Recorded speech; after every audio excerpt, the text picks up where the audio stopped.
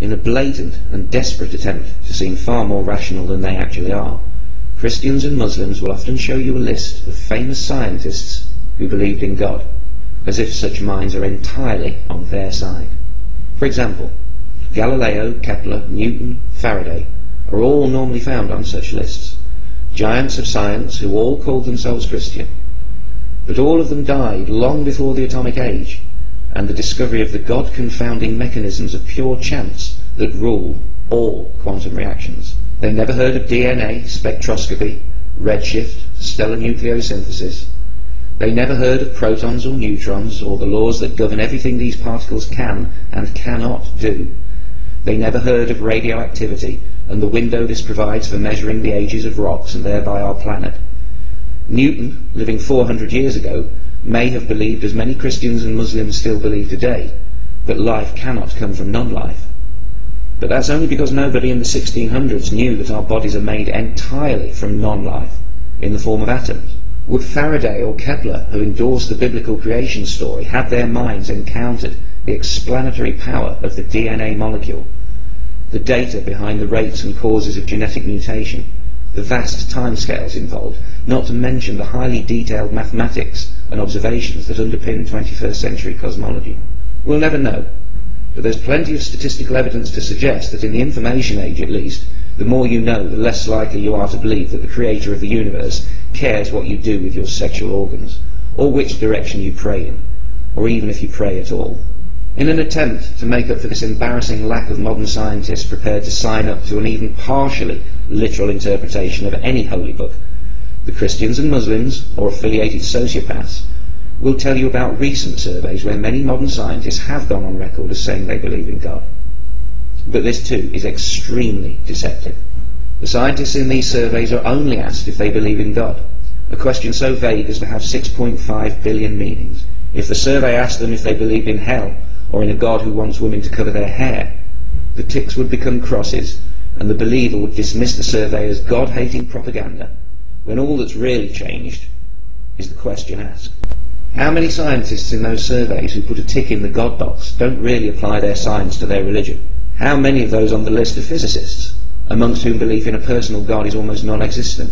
How many are deists, who don't believe in a God who keeps the buses running on time? How many just tick the box to keep mum happy? How many other scientists, simply by ticking the God box, carelessly allowed their vague sense of spirituality to be confused by a religious nutjob as an expression of belief in their vengeful, mass-murdering, egomaniacal God? If we removed from the list all those scientists who don't believe in hell, I wonder how many names would remain. I think the long list would become a very short, very unimpressive one. Whatever such surveys say, only a tiny, microscopic proportion of qualified, reputable scientists believe in what the believer would call God. The fear-perpetuating religious bigot calls this breathtaking arrogance on the scientist's part. They call it pride, ignorance, denial. But what most of the religious have never and never will understand is the real reason why the scientific mind can dismiss their threats of hellfire with an amused smile. How can scientists be so sure? Why aren't the scientists afraid? Why don't scientists fear hell? What makes the scientific mind so completely immune to this and so many other fears that haunt so many other people? For once, cut away the bullshit. The holy books tell you that you will burn if you don't believe. That is what the scriptures explicitly and repeatedly say. It couldn't be clearer. Even today there's no more painful way to die, let alone to spend eternity, and that alone should tell you why the threat is in the holy books in the first place. But let's look deeper still, through scientists' eyes. We've all been hypnotized by flames. Fire has a unique kind of magic. For most of human history, fire was magic. It's no surprise that it was the gods' tool of choice when the gods, worried by dwindling or fickle support, eventually and inevitably went into the eternal torture business. It's no coincidence that the biggest religions in the world threaten the greatest punishments for disbelief.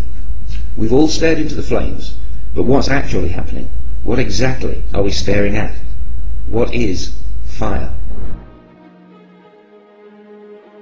Fire is a chemical reaction requiring three components: an oxidizing gas, usually oxygen itself, a combustible source of fuel, such as wood or petrol, and a source of energy sufficient to heat the fuel to its ignition temperature.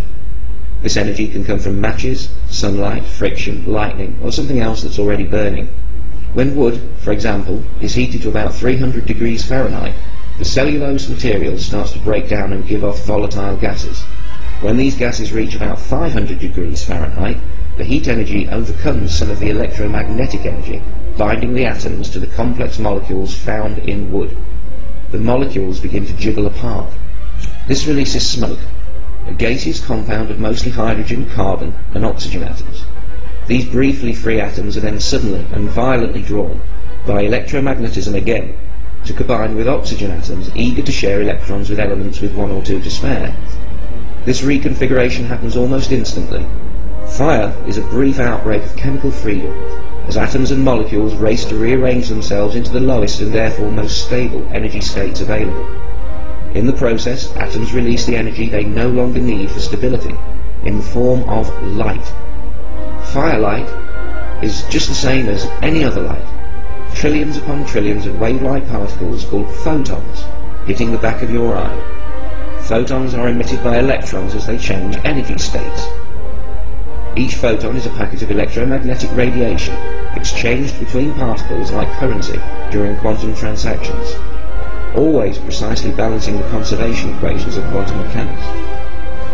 A flame is just a gas heated to the point where the atoms shake so much they spit out light. Fire is an electric phenomenon. The colour of the flame, the frequency of the wave-like photons, which is what colour is, depends on what atoms you are heating and to what temperature. The different colours within any flame are caused by uneven temperature. The hottest, or more energetic part of the flame usually glows blue, a higher frequency than the less energetic frequencies, such as orange or yellow. The heat you feel is the excited motions of the atoms in the air around you, and in your skin and flesh. Heat is simply the motion of atoms. At the lowest temperature possible, minus 273 degrees, atoms stop moving pretty much altogether. That is why no lower temperature is possible. You can't have less motion than none. In living tissue, when atoms jiggle too fast, they hit other atoms too hard, creating pressure that can damage cells, resulting in pain signals sent along nerves to your brain. If something hot burns you, some of your atoms simply jiggled too fast. Fire, or combustion, is the process of oxidization. So is rusting. In a way, when a car rusts, it is burning in super slow motion. If it weren't for the fact that we have evolved to make use of oxygen's reactivity in our biochemistry, you could say oxygen is damn dangerous stuff. That was, briefly, how a scientist sees fire. The actual understanding goes far, far deeper. But what does it all mean? It means that without atoms and other subatomic particles and laws, there can be no flame. Rigid physical laws make fire possible. Anywhere there is fire, there will also be electricity, solid matter, and oxygen. If hell were real, we could watch TV, or escape into fresh air. You're not going to burn after you die. If we go anywhere after death, we go there without our atoms. And when the religious try and keep the fear in you, it's like a test. Is your mind strong enough to see through it? Do you know enough to laugh? Can you tell mindless bullshit from facts and reasoning?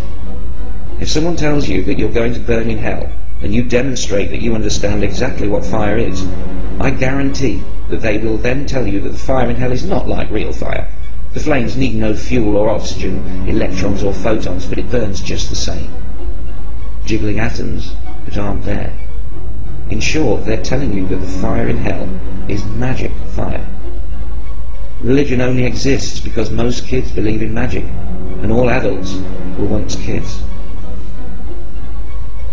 Welcome to organised religion, where everything means nothing, and nothing means everything, where knowledge is ignorance, and answers only lead to confusion. But just as those least likely to believe in magic are professional magicians, those least likely to believe in the supernatural are those with a firm understanding of the natural. You don't have to be a scientist to have scientific understanding. Learn and be free. It's your mind. Fight for it.